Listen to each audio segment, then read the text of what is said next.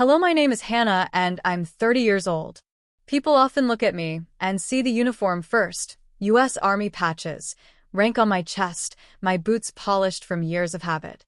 They see a woman who looks strong, disciplined, steady. But what they don't see is the weight I've carried alone for so long. Not on the battlefield, there at least the enemy is clear. The real battles, the ones that leave deeper wounds, have always been at home. I've spent the last 10 years of my life serving my country, stepping into missions most people only hear about on the news. Night raids, hostage rescues, disaster relief in places torn apart by chaos. I've stood on front lines where the difference between living and dying depended on seconds and decisions. I've held bleeding strangers in my arms, whispered to them that they were going to make it even when I wasn't sure myself. I've seen explosions light up the sky like second sunrises, felt the heat of gunfire graze past my shoulder, and carried soldiers out of burning vehicles while praying their families wouldn't receive the kind of phone call every military family fears. I've trained until my legs shook, pushed myself through exhaustion, earned medals I never asked for but fought hard to deserve. And yet, for all that strength, there were nights I cried quietly into my pillow, wondering why the world outside the army, my own world, my family, felt colder than any battlefield I'd ever walked on. Because out of every place I have ever stood, the only place I have never been respected is inside my own home. Growing up, I learned early that responsibility was something my parents, Thomas and Karen, never fully understood. They were good people in public, courteous, polite, the type who smiled at neighbors and donated food at holidays. But behind closed doors, life wasn't warm or affectionate. It was structured around expectations, mostly placed on me. I was the eldest daughter, the dependable one, the one they relied on without hesitation. And when I joined the army at 20, I carried that label with me. My sister, Amber, was the opposite. She floated through life with the kind of freedom I never had. She was the baby of the house, as my parents liked to call her. She got the gentle tone, the excuses, the endless second chances.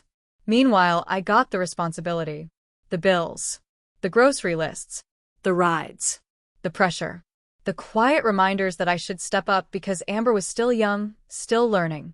Even when I was deployed overseas, halfway across the world, my phone buzzed with reminders from home. The electric bill is due. Amber needs her semester fee. Can you send grocery money?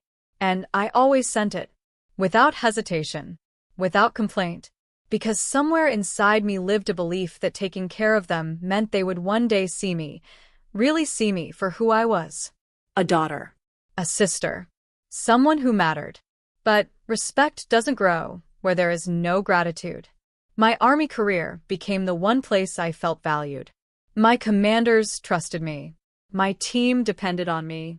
Taylor, Blake, and Connor, my closest friends in uniform, always had my back. With them, I wasn't a burden. I wasn't invisible. I wasn't the responsible one. I was just Hannah, a soldier, a leader, a woman who fought hard and gave everything she had. And yet, every time I returned home from deployment, the contrast hit me like a punch to the chest.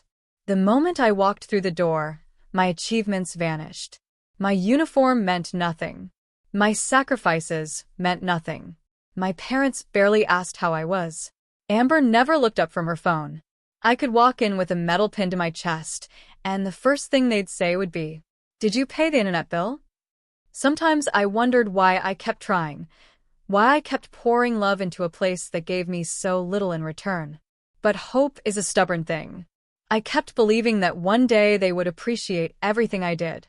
One day they would say, "Thank you." One day they would understand the weight I carried. But that day never came. Instead, the moment that shattered me completely came in the middle of what should have been one of the happiest nights of my life. A promotion I had fought for. A celebration I had arranged. A night where, for once, I wanted to stand proudly in front of people who cared about me. I didn't know my own sister would be the one to destroy it. Growing up in my parents' house always felt like living in two separate worlds. Outside, we looked like a normal American family. Thomas, the strict but respected father. Karen, the mother who smiled politely at every neighbor. Amber, the charming youngest daughter everyone adored, and me, the responsible one, the dependable one, the daughter who never broke rules, never asked for anything, never stepped out of line. But behind those walls, our home ran on one unspoken rule: Hannah will handle it. It started small when I was a teenager, helping Amber with homework, doing extra chores, managing things my parents didn't have energy for. But over time, those small tasks turned into an avalanche of responsibilities that somehow became permanently mine. And no matter how much I took on, no matter how much I gave, no one ever paused long enough to say, "We appreciate you." By the time I was old enough to join the army, I had already learned the heavy truth. In my house, responsibility wasn't shared. It was handed to me, and only me. When I shipped out for basic training, I thought distance would finally force them to grow independent. I thought they would learn to manage on their own. Instead, the moment I received my first paycheck, the messages began. "Hannah, the electric bill is overdue. Can you cover the water bill this month? Amber needs her books for college. We need some money for groceries." At first, I didn't mind. I loved my family. They were my people, and I believed helping them was simply part of being the eldest. But months turned into years, and the requests didn't slow down, they grew. Whenever Amber needed anything, the answer came instantly. "Ask your sister. Your sister will handle it. Hannah always comes through." It didn't matter if I was deployed overseas, or if I'd just returned from a 14-hour training day. My parents didn't hesitate. They depended on me like it was my duty, not generosity. Meanwhile, Amber glided through life untouched by responsibility. She lived in the same house, used the same utilities, attended the university I was funding, but never once tried to contribute. She wasn't expected to. Amber always had the freedom I never did. She had weekends, parties, friends, breaks, opportunities to enjoy her youth. I had bills, deadlines, exhaustion, and silence. She could sleep late. I was waking up at 4 a.m. for drills. She could skip a class. I was running through mud under barbed wire. And still she was the one they praised. And I was the one they criticized. My father, Thomas, had a habit of comparing us, always in ways that somehow positioned Amber as the fragile one who needed protection and me as the one who should know better. If Amber forgot something, it was overlooked. If I forgot anything, it turned into a lecture. Karen, my mother, tried to act neutral, but her softness always leaned toward Amber. Whenever Amber cried, she rushed to comfort her. Whenever I cried, rare as it was, my mother would quietly tell me, "You're strong, Hannah. You'll be fine." As if being strong meant I didn't deserve comfort. The truth is, I wasn't fine, but no one ever asked. I remember one night during deployment, sitting inside a dusty military tent after a rescue mission. My hands were trembling from adrenaline, exhaustion, and the weight of what I had just survived. I checked my phone, praying for even one message from home that said, "We're proud of you. Stay safe. We miss you." Instead, I saw, "Amber's tuition deadline is tomorrow. Can you send $3,200? No greeting, no concern, no love, just another bill." And still, I sent the money, because some part of me kept believing, hoping, that if I carried my family long enough, one day they would finally stand beside me instead of on top of me. But that day never came. Instead, everything kept piling up inside me. The unnoticed sacrifices, the endless responsibilities, the disappointment, the hidden pain. I became a soldier not only in the army, but in my own home, fighting silent battles no one ever saw. Little did I know all of it would come crashing down in one single night. The night Amber humiliated me in front of everyone. The day I received my promotion felt unreal, like the world had briefly paused just for me.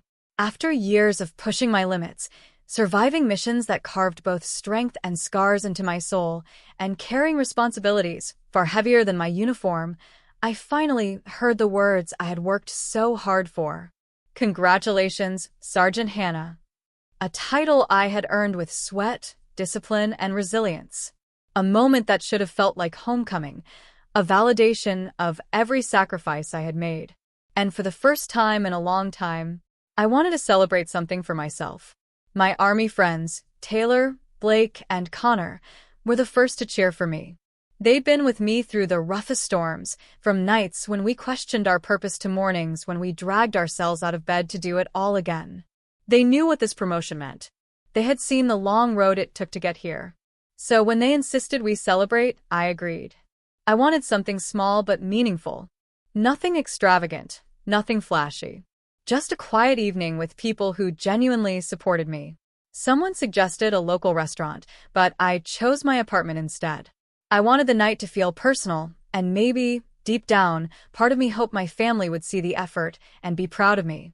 I spent the morning cleaning the place, arranging the medals on my shelf, and placing the promotion certificate in a frame near the dining table. I even bought a cake, a simple white cake with blue icing that read, "Congratulations, Sergeant Hannah." Looking at those words made my heart swell. Not because of the promotion alone, but because I had allowed myself to acknowledge my success, something I rarely did. By late afternoon, I decorated the living room with small golden lights, nothing fancy, just warm, soft lighting that made the apartment feel inviting. I set out snacks, chilled drinks, and ordered pizza from the place Taylor loved. I wanted everything to be perfect. It had been a long time since I had done something that was just for me. As I stepped back and looked around, I felt something unfamiliar. Excitement. Not for the celebration, but for the idea that just maybe people who cared about me would fill this room with genuine joy. The first to arrive was Taylor, a tall, easygoing guy with a laugh that could lift anyone's mood. He brought flowers, not roses or lilies, but sunflowers, bright and strong. "These reminded me of you," he said. I didn't know whether to laugh or cry. Next came Blake, carrying a huge bag of chips and energy drinks. "For later," he grinned. We both know celebrations turn into deep discussions at 2 a.m. I shook my head and hugged him. Then Connor walked in, straight-backed and smiling shyly as always. He handed me a small gift bag. Inside was a dog tag necklace engraved with, "Earned with honor."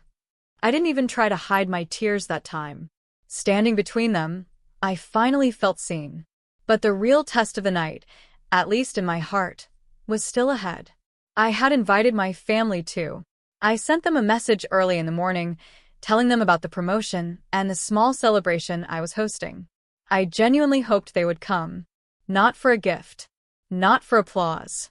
Just to acknowledge that this moment mattered. Amber didn't reply. My mother, Karen, sent a brief "Okay." My father, Thomas, sent nothing. Still, I kept hoping. The evening slowly filled with laughter, light teasing, stories from missions we completed together, and heartfelt moments I didn't even know I needed. For once, my apartment didn't feel like a place I simply lived in. It felt alive. Every time the elevator dinged in the hallway, a part of me turned toward the door, waiting for my family to appear. I imagined my mom smiling softly, my dad nodding with pride, maybe even Amber showing up just to say, "Good job," such a simple phrase, but so rare from her. But they didn't come. Not for the first hour. Not for the second. It's strange how even in the happiest celebrations, the absence of certain people can echo louder than the presence of all others. Still, my friends kept the night warm. Connor raised a toast. Blake told embarrassing stories about my early training days. Taylor hugged me and said, "You deserve every bit of this." And for a moment, I believed him. But just when the night felt steady and safe, the door finally swung open. And Amber walked in. Except she didn't walk in to celebrate me. She walked in with something else entirely, a storm I never saw coming. Amber didn't just walk into my apartment that evening. She entered like a spark thrown into gasoline, carrying the same careless confidence she always wore, the kind that made everyone else adjust themselves around her moods. Her heels clicked sharply against the floor, her perfume drifted through the room before she even fully stepped inside, and her eyes scanned the place as if she were inspecting something beneath her. My friends turned toward her politely, assuming she had come to celebrate me. I felt a small, hopeful flutter inside my chest. Maybe she really had come for me.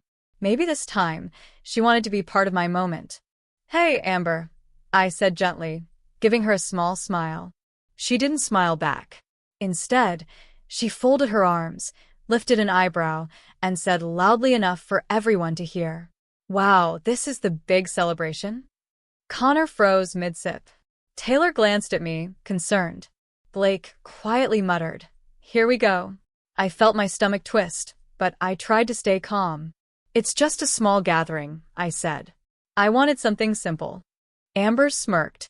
"Oh, it's definitely simple." The tone in her voice wasn't teasing, it was venomous. She walked deeper into the room, her gaze moving over the decorations, the snacks, the framed promotion certificate, and finally landing on the cake. A cake I had bought for myself. A cake that had felt like a small piece of happiness. Amber stared at it for a long moment. Then, still looking at the icing, she said, "So, this is what you spend your money on now. No wonder you stopped helping us." Her voice cut through me like ice. "That's not fair," I said quietly. "I've always helped." "Oh, please," she snapped. "Don't act like you're some hero. You think becoming a sergeant suddenly makes you better than the rest of us." The room fell painfully silent. Blake straightened his shoulders. "Amber, this is Hannah's night. Maybe just relax, okay?" But Amber laughed, a sharp, mocking sound. "You guys don't know her like I do. She loves attention. Always has. She just hides it behind that tough soldier act. It's pathetic." My breath caught in my chest. My friends didn't know what to say. They looked at me, waiting for my reaction, waiting for something to break the tension. Amber didn't give me the chance. She walked right up to the cake, the one that read, "Congratulations, Sergeant Hannah," and placed her hands on either side of it. I felt a jolt of fear run through me. "Amber, don't." My voice shook. She smirked. And then, she smashed her hand straight through the center of the cake. The sound, soft, wet, final, felt louder than any explosion I'd heard on deployment. My friends gasped. Connor stood up instantly. Blake pushed his chair back. Taylor stared in pure disbelief. Amber lifted her icing-covered hand and waved it in the air like she had just won a prize. "There," she said, laughing. "Now the party matches your personality. Boring and pointless." I didn't move. I didn't speak. I couldn't. For years I had been holding everything together: bills, responsibilities, deployments, sacrifices, emotions. Every burden had been packed neatly into a silent box inside me. But that moment, that single childish, cruel act, broke the box. I heard a ringing in my ears, the kind that comes right after a blast. My vision blurred for a second. My chest tightened, not with anger, but with a pain so deep I wasn't sure how to breathe around it. Amber wasn't done. "You act like you're some savior," she continued, her voice bitter. "But all you really are is a lonely, desperate soldier who thinks rank can buy love." My knees felt weak. Taylor stepped toward me, placing a hand gently on my shoulder. "Hannah, you don't deserve this." Amber rolled her eyes. "Oh, look at that, your soldier buddy's defending you. How cute." Connor finally snapped. "Enough. She's your sister. Why would you talk to her like that?" Amber turned toward him sharply. "Because someone needs to tell her the truth." She looked back at me. "You're nothing, Hannah. Nothing but a paycheck. And now that you're done paying, you're useless to everyone." Her words hit me harder than any physical wound I had ever taken. Harder than shrapnel. Harder than impact. Harder than fear. Because deep down, some part of me had always been afraid that she was right. That without what I provided, I had no value to my own family. I felt heat behind my eyes, a sting I fought desperately to hide. But one tear escaped before I could stop it. Amber saw it and smiled. A cruel, satisfied smile. That was the moment something inside me shut off. Not broke. Turned off. I straightened, wiping the tear with the back of my hand. My voice came out quiet, but steady. "Amber, you need to leave." She shrugged. "Gladly." Amber walked out of the apartment without a single look back, leaving the door wide open, the cold hallway air drifting in, carrying the ruin of everything I had hoped that night would be. My friends gathered around me, trying to comfort me, but their voices felt distant. Their presence blurred. My heartbeat echoed in my ears as a single truth settled in. This wasn't just humiliation. It was the end of something inside me. I had spent my whole life serving two worlds, my country and my family. One world honored me, the other shattered me. And this night was the turning point I never recovered from. I didn't sleep the night of the promotion party. I sat on the edge of my bed long after my friends left, staring at the smashed cake still sitting on the table. The blue icing was smeared across the platter, the words Sergeant Hannah, broken and unrecognizable, much like how I felt inside. Amber's voice replayed in my mind again and again. You're nothing but a paycheck. You're useless now. You're nothing, Hannah. Words that cut deeper than any wound I had ever taken in uniform. And somewhere between midnight and sunrise, something inside me shifted. Not anger, not revenge, just clarity. For years, I had believed that if I gave enough money, time, love, they would change. They would see me. They would appreciate me. But all I had done was teach them one thing, that I would never stop giving, no matter how deeply they hurt me. That illusion ended the moment Amber crushed that cake. Around 6 a.m., I stood up, walked into the bathroom, splashed cold water on my face, and looked at myself in the mirror. My eyes were swollen, my hair messy, my heart broken, but behind all of that, there was something else too. A spark. A beginning. I whispered to myself, no more. I packed my duffel bag with my essentials, my uniform, my documents, my medals, and a few personal items. I didn't bother taking much. Most of the things in that apartment were tied to responsibilities I never chose but carried anyway. Before leaving, I sat at my old wooden desk and opened my laptop. If Amber believed I was nothing without paying for everything, then I would show everyone exactly what would happen when I finally stopped. I logged into the utility accounts one by one. Electricity, remove name. Water, remove name. Internet, remove name. Gas, remove name. Each confirmation felt like cutting a chain that had been wrapped around my chest for years. With every removal, I felt lighter, freer, more myself. Then came the biggest one, Amber's university tuition. A payment I had made for years without missing a single deadline. I clicked Cancel Automatic Payments. A message popped up. Are you sure you want to stop supporting this account? I stared at that question for a long moment. Supporting everyone but myself. I pressed yes. Once everything was cleared, I sent a single text to the family group chat. I will no longer be responsible for any household bills or Amber's expenses. Please arrange everything yourselves from now on. No explanation. No apology. No guilt. Just truth. Then I closed my laptop, zipped up my bag, and walked out of the apartment. Instead of going home, I drove straight to a small rental I had found near the base, a quiet one-bedroom unit with neutral walls and sunlight leaking softly through white curtains. It wasn't fancy. It wasn't decorated. It didn't smell like home, but it felt peaceful and safe. And mine. I dropped my bag on the floor and sat down in the center of the empty living room. For the first time in years, there was no weight pressing down on me. No list of bills I had to pay. No calls I had to make. No sister to rescue. No parents expecting me to fix everything. Just silence. Just space. Just me. And in that silence, a powerful thought settled in. Maybe I had spent so many years taking care of everyone else that I forgot I had a life of my own to live. That day, without celebration or applause, without anyone cheering for me, I reclaimed my life. It was the hardest decision I had ever made, and the most necessary. It didn't take long for everything in my parents' house to start falling apart. In fact, it began sooner than even I expected. 2 days after I cut my name off every bill, I woke up in my new apartment to a flood of missed calls, 10 from my mother, 4 from my father, and 3 from Amber. Not one of them left a voicemail. They never did. They always expected me to call back first. I didn't. But by noon, my phone buzzed again. A single text from my mother, short and panicked. Hannah, the electricity just got shut off. What's going on? I stared at the message for a moment. There was no anger in me, no guilt, just a strange, calm understanding that this was exactly what needed to happen. They were finally feeling the weight I had carried alone for years. An hour later came another message. Water pressure is low. Something is wrong. Then, internet is disconnected. Amber has classes. I almost laughed. The irony was sharp.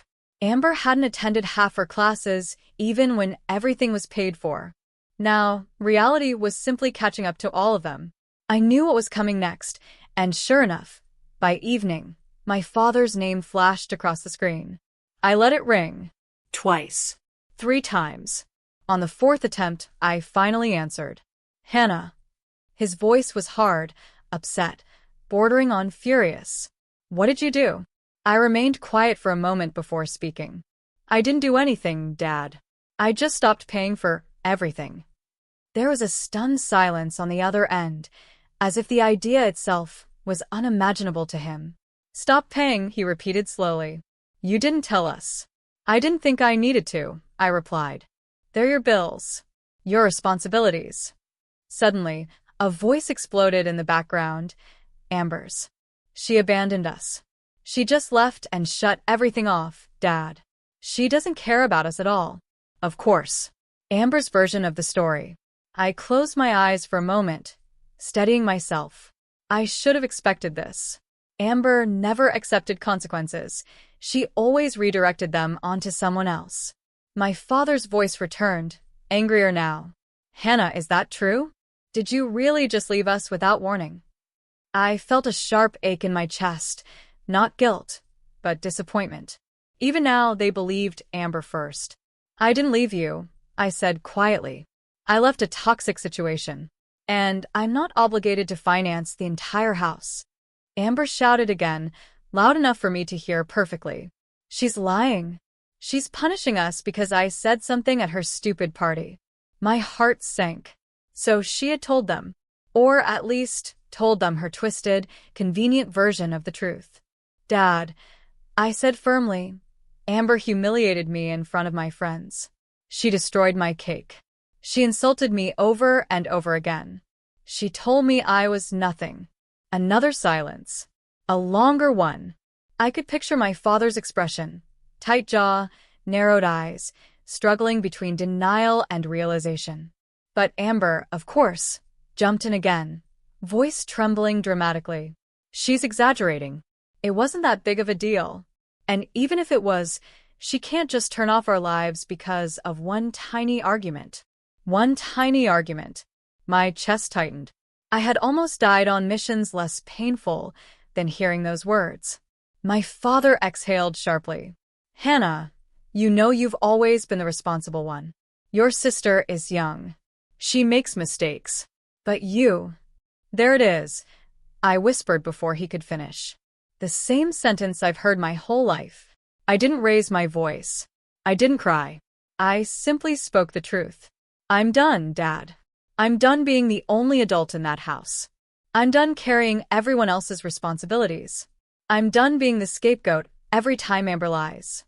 On the other end, Amber scoffed loudly. Whatever. She's selfish. Let her go. For the first time in years, those words didn't hurt. They confirmed something. Exactly, I said. Let me go. Stop depending on me. Start depending on yourselves. My father tried to speak again, but I gently cut him off.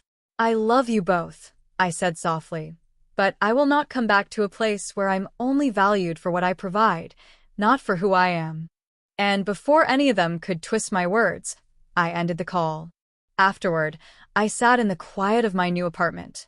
No yelling, no guilt, no demands, just silence, a silence I had been craving my whole life. For the first time ever, my absence was being felt, and their world was unraveling without me. 3 days passed before anyone from my family reached out again. I assumed they were too busy scrambling for answers, calling the utility companies, arguing with each other, scrambling to understand how everything had collapsed so quickly. Part of me expected them to blame me endlessly behind closed doors.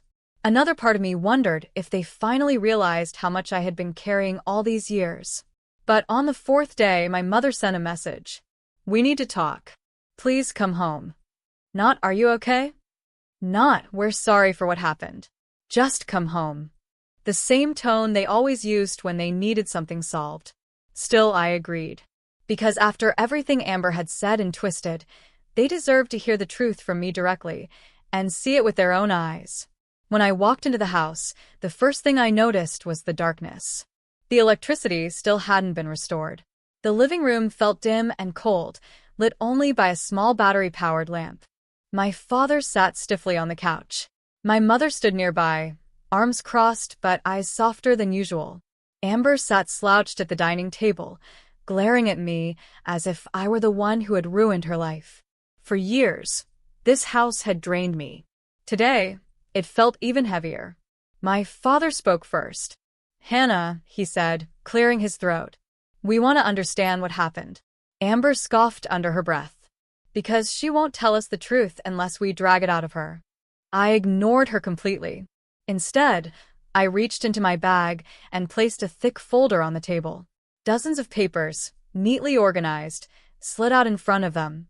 My father frowned. "What is this?" "Proof," I said simply. "Everything I've paid for over the years. Every bill, every fee, every dollar transferred. Everything Amber said about me abandoning you, it's a lie. And I want all of you to see the truth for yourselves." I took a deep breath and opened the folder. The first stack, electric, water, gas, and internet bills. All registered under my name. All paid by me. Every month. For years. I pushed them toward my father. "Look at the dates. Look at the amounts. Every bill from the last 5 years, I paid them." He slowly picked up the papers. His eyes widened, scanning line after line. My mother stepped closer, reading over his shoulder. Amber looked away. Next, I placed another set of documents on the table: university payments, semester fees, book fees, lab fees. Late fees I covered quietly so Amber wouldn't get suspended. Receipts with her student ID and my bank account number printed clearly. My mother gasped softly. "All of this? You paid all of this?" "Yes," I said. "Every semester. Even when I was deployed.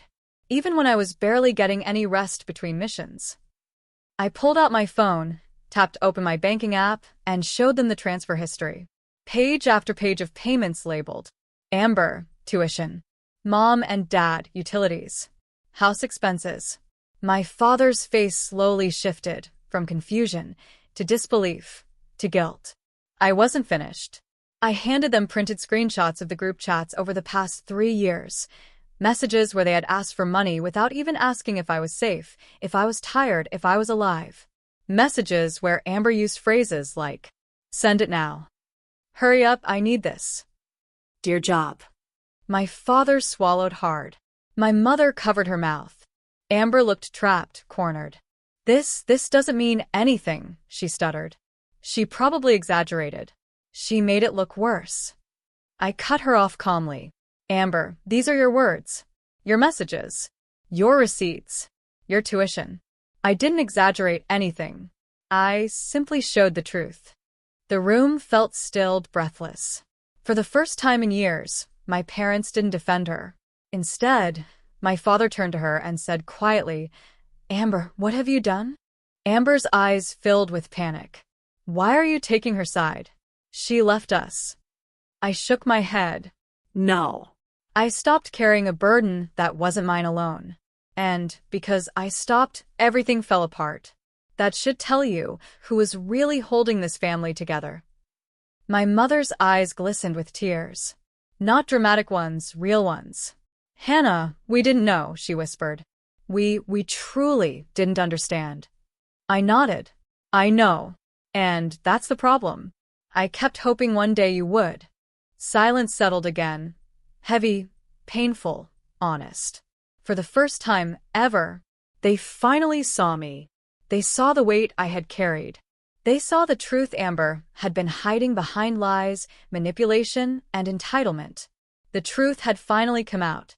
But the damage had already been done. After laying out all the proofs, every receipt, every transfer, every bill, it felt like something inside me finally exhaled.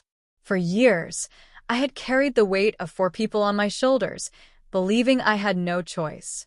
For years, I waited for them to see the truth on their own. But truth, I learned, is something you sometimes have to place directly in front of people before they recognize it. And after that night, I walked away knowing I no longer owed anyone anything. My healing didn't begin with an apology, because none came.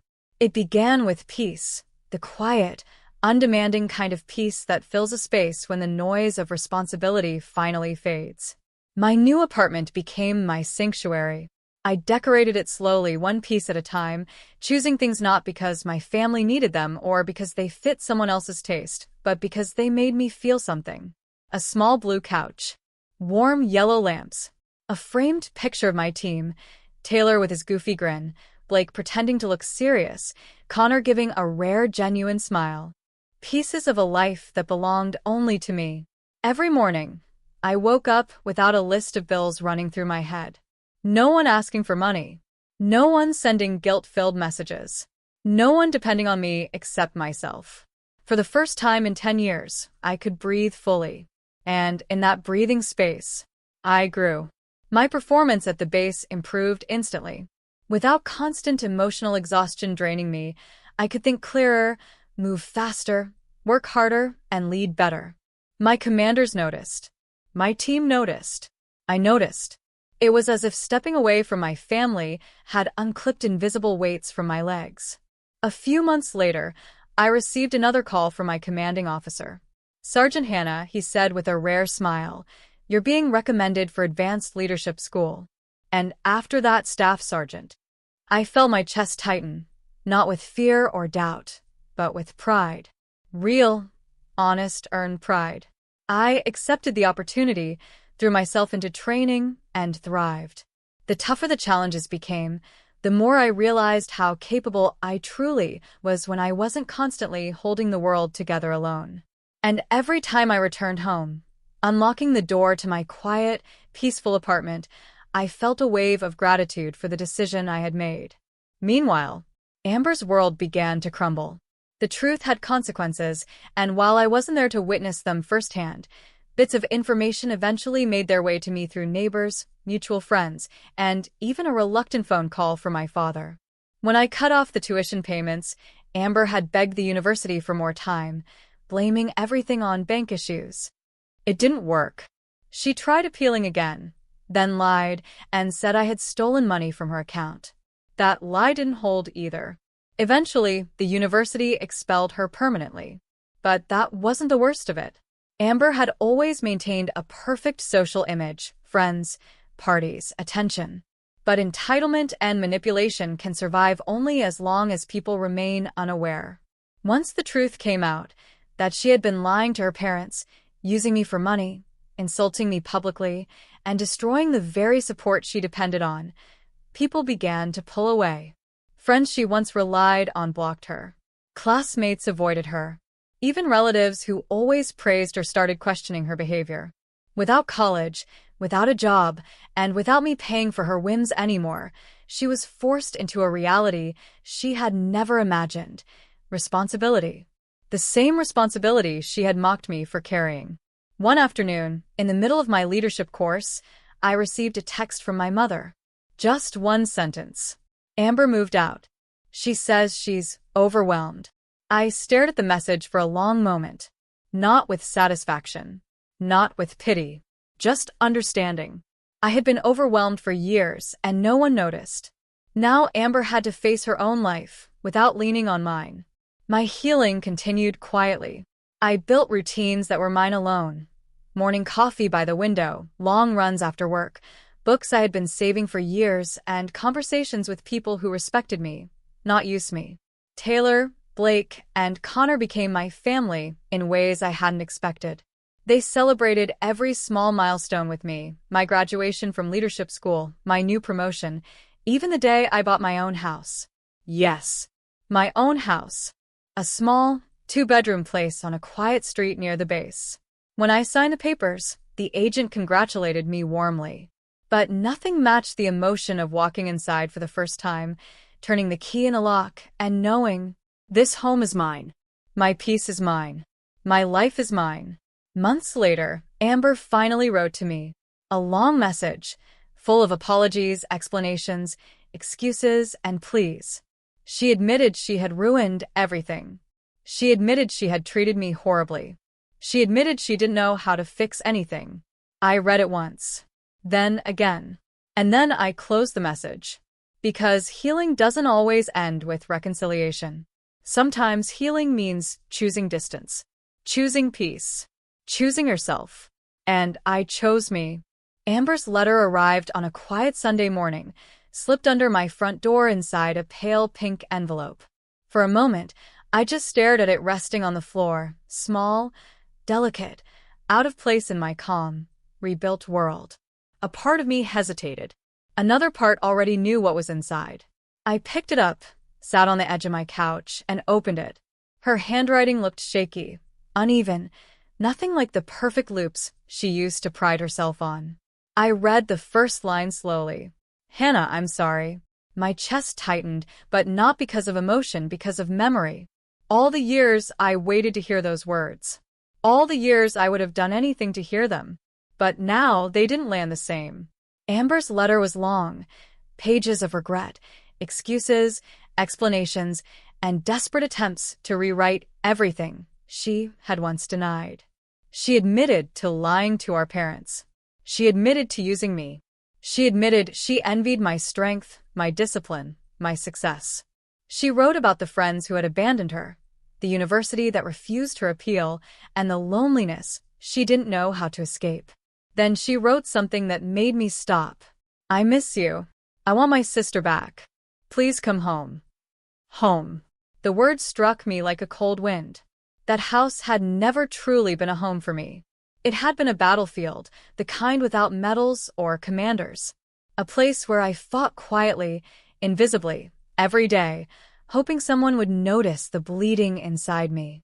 I folded the letter gently and placed it on the table. I didn't cry. I didn't smile. I simply breathed, deeply, steadily, freely. I wanted to respond.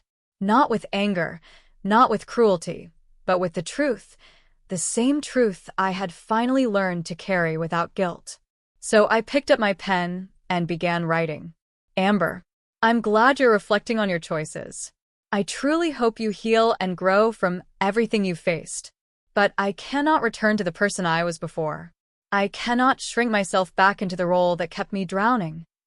My hand moved steadily, without hesitation. I spent years giving you everything, my time, my money, my strength, my peace. And you didn't just take it. You believed it belonged to you. You treated me like I didn't matter unless I was sacrificing something for you. I paused, gathering the words that had settled in my heart. I forgive the past, but forgiveness does not mean returning to it. I wish you well. I hope you build the life you want. But I will not step back into a relationship that broke me more than any battlefield ever has. I signed it simply. Hannah. No emotion. No bitterness. Just truth. I placed the reply in an envelope, drove it to the mailbox near the base, and let it fall through the slot. The sound was soft, barely a whisper, but to me, it felt like closure. Real, irreversible closure. When I returned home, my home, sunlight spilled through the window, warming the floor. I stood in the center of the living room and realized something profound. I wasn't returning to the old Hannah. I wasn't grieving anymore. I wasn't wishing for things to be different. I was free. And in that freedom, I found my message, not just for Amber, not just for my family, but for anyone who had ever carried the weight of others until they forgot their own strength. Sometimes the bravest thing you can do is walk away from the people who break you. Sometimes the strongest love you can give is the love you finally give to yourself. This wasn't the ending of my story. It was the beginning of the life I chose. The life I had earned. The life I finally believed I deserved. And for the first time in my entire life, I wasn't carrying anyone else's burden. I was standing on my own. And I was enough. If you enjoyed this story, Make sure to like the video and share your thoughts in the comments. I would love to hear your opinions and the parts that resonated with you the most. And if you want more powerful stories like this, do not forget to subscribe to the channel. Your support helps these stories reach more people and keeps this community growing. Thank you for watching, and I will see you in the next story.